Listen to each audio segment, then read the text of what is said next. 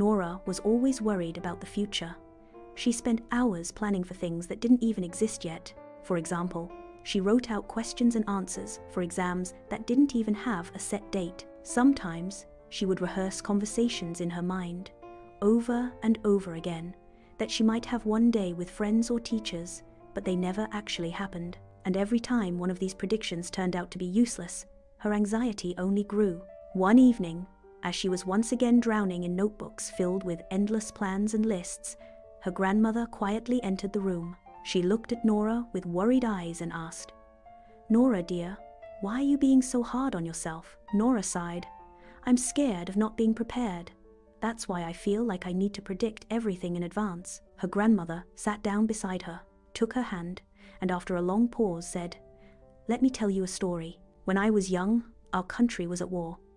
Nobody knew what tomorrow would bring. We didn't even know if we'd be alive a few hours later. Schools were closed, food was scarce, and every day brought new and frightening news. We couldn't imagine any kind of future. The only thing we could do was live in the moment. We learned to treasure every single minute, every single hour. Sometimes we were so absorbed in the present that we forgot there might not even be a tomorrow." She closed her eyes for a moment, as if reliving those days. "That time taught us that worrying changes nothing. In fact, it paralyzes you. When you worry too much, you lose the present moment. And when a real problem finally comes, you can't react properly because you're already drained by fear. We learned to make the best decision at the very moment it was needed, with whatever circumstances we were facing. That's how we managed to get through the days and weeks, one by one, until the war was over and life returned to normal." Nora watched her grandmother's face closely. Her words painted such vivid images that Nora felt as if she were there herself, living in a house that might not stand tomorrow. She realized how hard it must have been not to know what would happen in the next few hours. The best decision was always the one made in the moment, not the ones they had tried to prepare for in advance. With curiosity in her eyes, Nora asked softly, "Grandma, but how do I learn to live in the present?" Her grandmother smiled gently.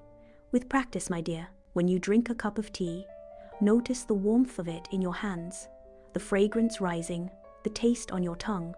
Feel each sip completely.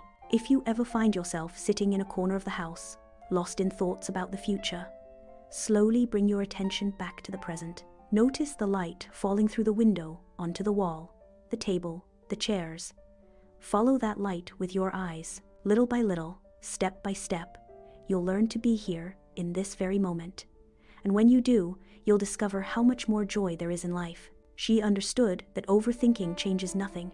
It only steals peace and makes anxiety heavier. Nora took a deep breath and whispered to herself, "I need to learn to live life in this moment." I hope you found this story helpful.